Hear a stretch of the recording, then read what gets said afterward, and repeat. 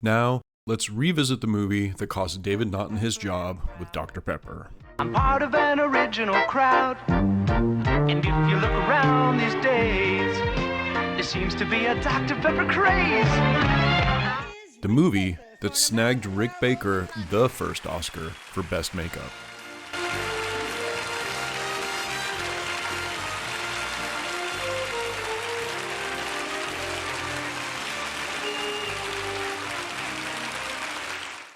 And the movie that inspired Michael Jackson's Thriller video.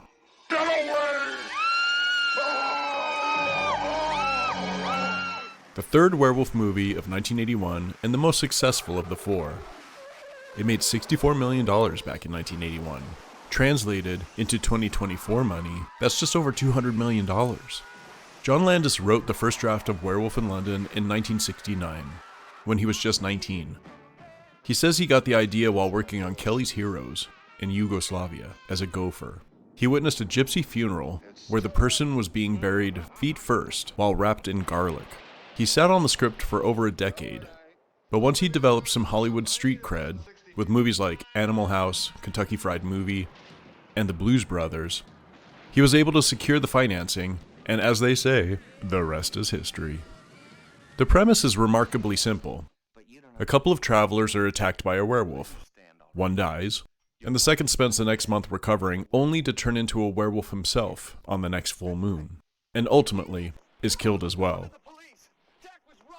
Sure, we have a nurse that brings home patients that may or may not be crazy, and a doctor that investigates the attack more than the authorities ever did. But the plot is linear, and we should know how it's going to end because of how it began. If anything, the movie focuses on the guilt David has for surviving that initial attack, and his continuing desire to want to live, despite the news that he'll only kill others. If ever there was a case for keeping it simple, Werewolf in London shows us the way. There's no need for overcomplicated plot devices, or even relationships really. Many critics at the time didn't get this. Roger Ebert went so far as to call the film curiously unfinished. Werewolf in London is one of those movies where, even if you didn't know anything about it, you'll know the transformation scene. The year before, The Elephant Man was nominated for 8 Academy Awards, and the one everyone agreed it should have at least been nominated for was for the makeup that turned John Hurt into John Merrick. The issue, though, there was no category for makeup. By the next Oscars, that problem had been remedied, and Rick Baker received the very first Oscar for makeup. And while, yes, the transformation scene is iconic and deserves all the praise it can garner, I personally have a soft spot for the transformation of Jack from living individual to undead.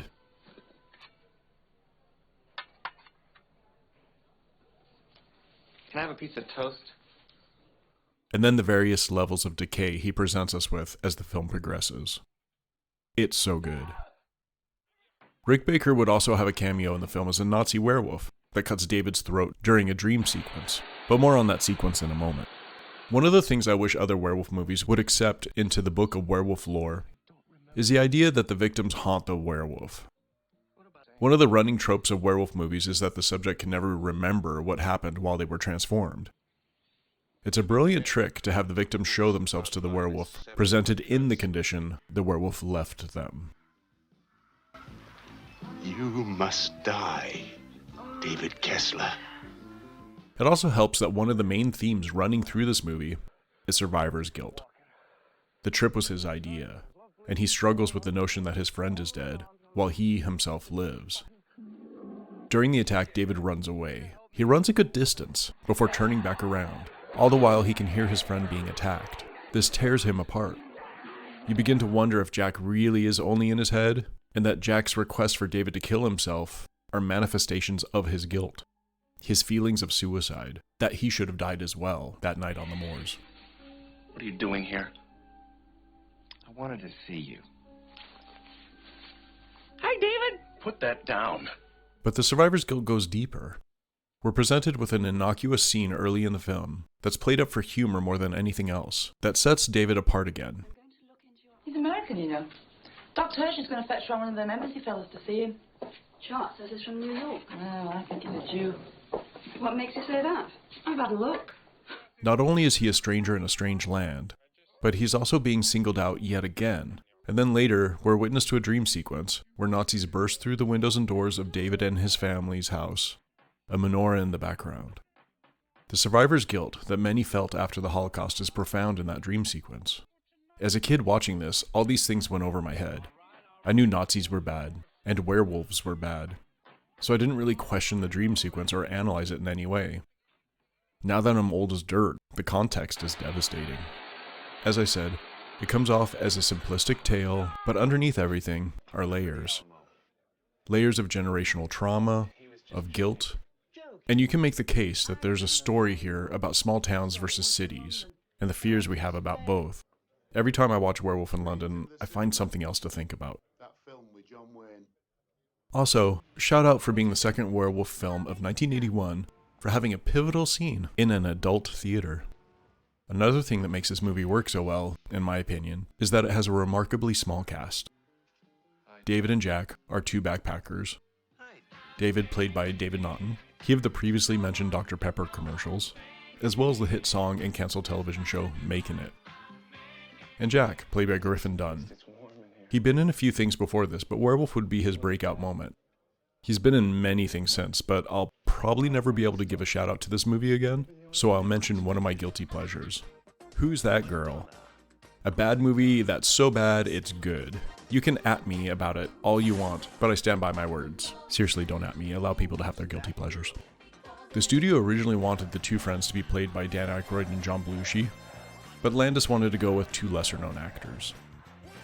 Nurse Alex is played by Jenny Agutter, another actor that's been in too many things to mention, but I'll say, currently, I love her on Call the Midwife. And really the only other main character is Dr. Hirsch, played by John Woodvine. John, a prolific stage actor, is still working today, showing up recently in The Crown as the Archbishop of York. Another notable actor that shows up is Frank Oz, as Mr. Collins. Miss Piggy is named in the credits as well, so technically Frank has 2 credits in the movie? Another thing I really appreciate about this movie is the ending. I used to think it was rushed, or, like Roger Ebert said, it was unfinished. But the more I watch this movie, the more I can't see it ending any other way. It's heartbreaking and, well, it should be. Our main character, in the span of a month, has been attacked, watched his friend die, recovered, fallen in love, and then became the same monster that started the whole ball rolling in the first place. The movie is bookended by the 2 deaths. Poetic in its simplicity. Cyclical, in the same way that guilt, pain, life and death, the cycle of the moon, and werewolves are. It's hard to argue with a perfect ending. Too many movies forget about the ending. They drag it on too long or never had a plan to begin with. Werewolf in London knows what it is from beginning, middle, to end. It wasn't interested in setting up sequels, and it wasn't worried about where it fit in. A hybrid horror comedy. Somewhat fitting as a werewolf movie. It's no wonder that new generations have fallen in love with this movie, a definitive classic. It only makes me wish we had more werewolf movies. There are some great tropes and ideas being left behind in our pursuit of horror. I'm not being a get off my lawn type of guy. I'm not that old yet. But maybe we can step away from zombies for, like, a moment and reinvest in werewolves. Like zombies, werewolves are stories about us, and we're neglecting those stories. I'll step off my soapbox now. Thanks for watching, and next and last in the werewolf movies of 1981, a movie maybe you've never heard of, Full Moon High.